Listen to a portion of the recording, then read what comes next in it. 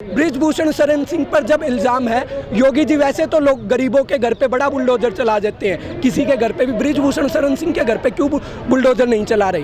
हाँ जी, माफिया हैं जो योगी जी असल में तो कहते हैं कि हम माफियाओं का इलाज करते हैं, लेकिन उनकी खुद की पार्टी के अंदर बृजभूषण शरण सिंह जैसे माफिया जो महिलाओं का शोषण कर रहे हैं, मिट्टी में मिला रहे हैं योगी जी। अच्छा, कौन से माफिया को मिला है? एक बार जरा टॉप 10 माफियाओं की लिस्ट दीजिएगा। कानून का राज है ये, नहीं सब कानून का, ये कानून होता है क्या? पुलिस की कस्टडी के अंदर किसी को, हमें अतीक से या इनसे कोई लेना देना नहीं है, लेकिन कानून से लेना देना है। रूल ऑफ लॉ को आप खत्म कर रही हैं, ये रूल ऑफ लॉ है क्या? सजा दी जानी चाहिए कानून के हिसाब से, यूं नहीं कि कोई भी किसी को भी मार देगा। ये तो गुंडा राज है खुलेआम। पुलिस की कस्टडी के अंदर कि एक आरोपी को गोली मारी जा रही है, तो ये तो गुंडा राज है ना।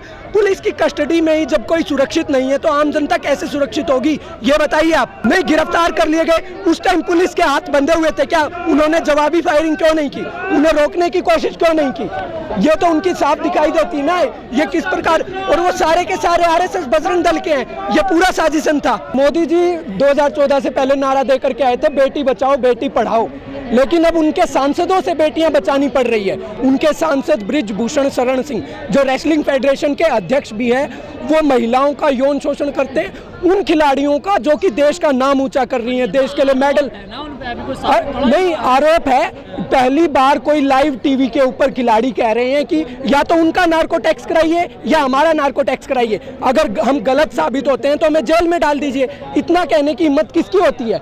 जो सच बोलता है उसी की हिम्मत होती है। और चलिए, आरोप है, आरोप भी तो सुप्रीम कोर्ट क्या कहता है कि किसी भी सबूत की जरूरत नहीं है। अगर कोई महिला आरोप लगाती है तो पहले एफआईआर होगी, एफआईआर तक रजिस्टर नहीं कर रही है।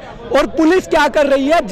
जिन लड़कियों ने उन पर इल्जाम लगाए उनके खिलाफ एफआईआर दर्ज करवा रही हैं, उनकी आइडेंटिटी को रिवील कर रही है, सबके सामने लीक कर रही है। माँ, कोई समझौता नहीं हुआ था। सरकार ने कमेटी बनाई थी कि 3 महीने के अंदर हम सारा का सारा मामला, मतलब सरकार कमेटी बनाती है और कहती है कि हम आपकी बात सुनेंगे, लेकिन 3 महीने से ज्यादा हो गए, सरकार ने अब तक बात नहीं सुनी। जांच, अभी बबीता फोगाट जी ने कहा ना, उनसे जबरदस्ती साइन करवाए गए, उन्हें कागज तक नहीं पढ़ने दिया गया। आपने प्रेस कॉन्फ्रेंस में सुना नहीं क्या?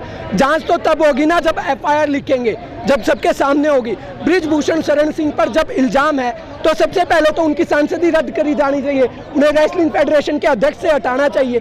जब तक वो अपने पद पर बने रहेंगे तो वो अपने खिलाफ जांच कैसे होने देंगे? कहाँ तैयार है? अपनी सांसदी से इस्तीफा दिया उन्होंने।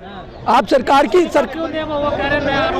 निर्दोष हूं। अच्छा, उनके कहने से कौन चोर कहता है कि मैंने चोरी की है? लेकिन वो तो कहते हैं कि यदि हमारे ऊपर आरोप साबित होते तो मैं फांसी पर झूल जाऊंगा।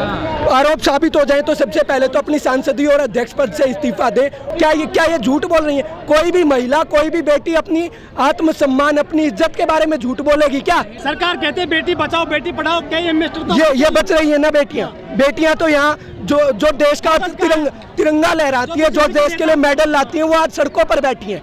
अब वो मोदी जी पहले तो क्रेडिट लेने आ जाते हैं, जब मेडल लाते हैं तब तो फोटो खिंचवाने क्रेडिट ले। नहीं जी, बृजभूषण शरण सिंह जो महिलाओं का, बेटियों का शोषण करता है, उसके खिलाफ कार्रवाई की मांग है सीधी सीधी। कोई कानून से लेना देना नहीं है यहाँ पर, आप उलझाइए मत जनता को।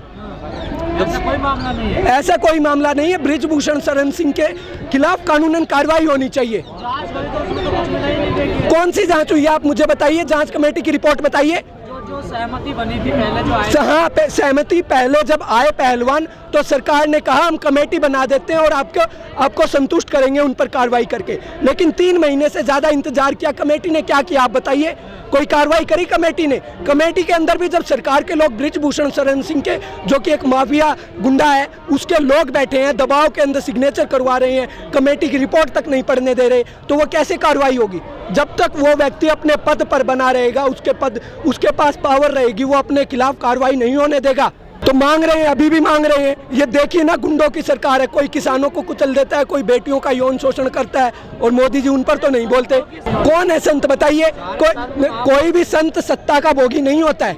संत वनों में रहते हैं, शांति में रहते हैं, सत्ता की या राजनीति नहीं करते हैं संत कभी। गुंडाराज एनसीआरबी की सरकार की खुद की सेंट्रल गवर्नमेंट की आंकड़े हैं, जो अखिलेश गवर्नमेंट के और योगी गवर्नमेंट के मुकाबले में योगी गवर्नमेंट में क्राइम बढ़ा है।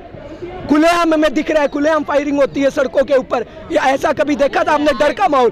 कोई सरकार के खिलाफ बोल दे तो उसके घर तोड़ दिए जाते हैं, ऐसा डर का माहौल देखा कभी? कौन सा टैबलेट योगी ने बांटे? टैबलेट कब बांटे? कब बताइए, कोई आंकड़ा दीजिए, कोई आंकड़ा दीजिए। ये तो सिर्फ और सिर्फ तलवारें बांट रहे हैं।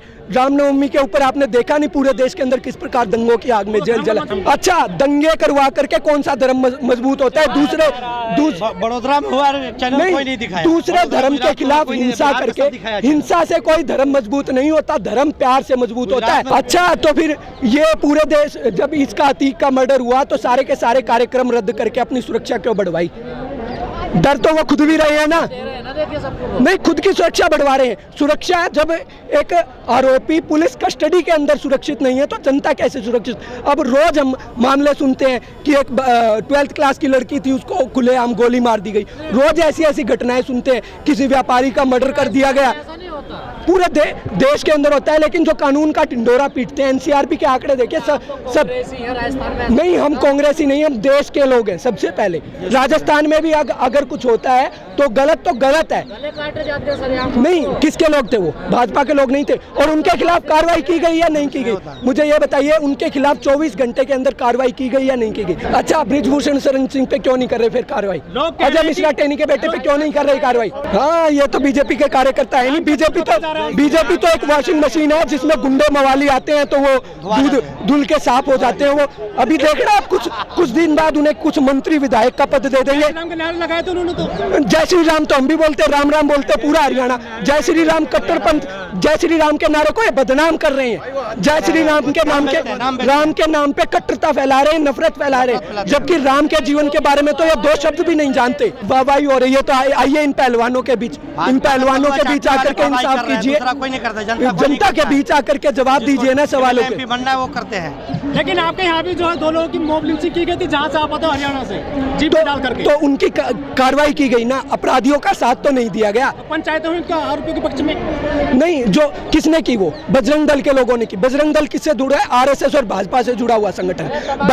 भाजपा के लोग ही मॉब लिंचिंग करते हैं, फिर उनका समर्थन चली जाती है। खाप आपके साथ नहीं आ रही है? नहीं, कौन सी खाप गई? कोई भी खाप उनके साथ नहीं गई, बजरंग दल के लोग गए उनके साथ। जो बजरंग दल की प्रायोजित खापें होती हैं, असल खापें तो आज खिलाड़ियों के साथ खड़ी है जो कि मेडल लाते हैं। मेडल लाने वाले खिलाड़ियों के साथ खापे खड़ी होती है, ना कि अपराधियों के साथ। जब इनको जरूरत होती है, पहलवानों को आज इंसाफ मांग रहे हैं, इनको जरूरत आज मोदी जी का है। आज आइए ना मोदी जी, अपने परिवार के हिस्से की उनको कदर नहीं है। उनके परिवार का हिस्सा आज सड़कों पर, फुटपाथ पर बैठा है। 3 महीने से ज्यादा समय हो गया जांच में समय, और कितना समय लगेगा मुझे बताइए? अगर यूं ही समय लगता रहेगा तो जब देश के लिए मेडल लाने वाली खिलाड़ी सुरक्षित नहीं है, तो जो साधारण बेटियां हैं घर परिवार में रहने वाली, वो कैसे सुरक्षित होंगी?